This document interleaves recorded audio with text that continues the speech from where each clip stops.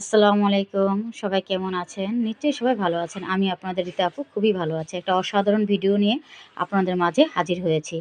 দেখলেই বুঝবেন যে কতটা সুন্দর আসলে। এটা হলো আমার শ্বশুরবাড়ি। আমার মেয়ে ওরা গিয়েছিল।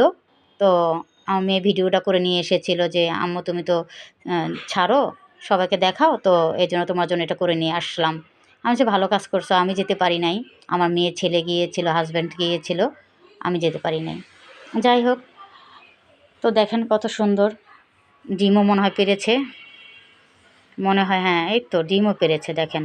হাঁসে ২ টা ডিম পেড়েছে। বাবা! মাশাআল্লাহ, মাশাআল্লাহ। খুবই ভালো।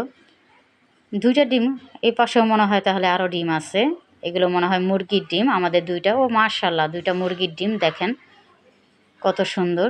২ পাশে ২ টা। একটাতে থাকে হাঁস, আরেকটাতে থাকে মুরগি। দেখেন ৪ টা ডিম। আলহামদুলিল্লাহ।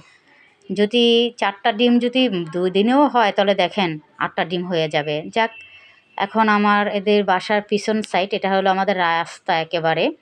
আমাদের ডাইন সাইডেই হলো আমাদের গোয়াল ঘর। এই যে মানে বাহিরে, পিছন সাইডে, বাড়ির পিছন সাইডে।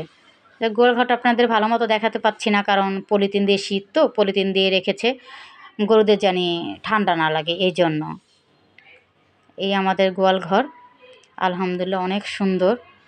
যাই হোক গাইস, আপনাদের এতটুকু দেখাতে পারছি, এটাই আমার ধন্য। কারণ আমি আসলে চেয়েছিলাম আপনাদের অনেক সুন্দর করে ভিডিও দেখাতে, কিন্তু আমি তো যেতে পারি নাই। এজন্য আপনাদের দেখাতে পারি নাই। আলহামদুলিল্লাহ আমি আপনাদের পুরো আমার শ্বশুরবাড়িটা ঘুরে দেখাবো আরেকদিন। আল্লাহ বাঁচায় রাখলে আমি যখন যাব ইনশাআল্লাহ।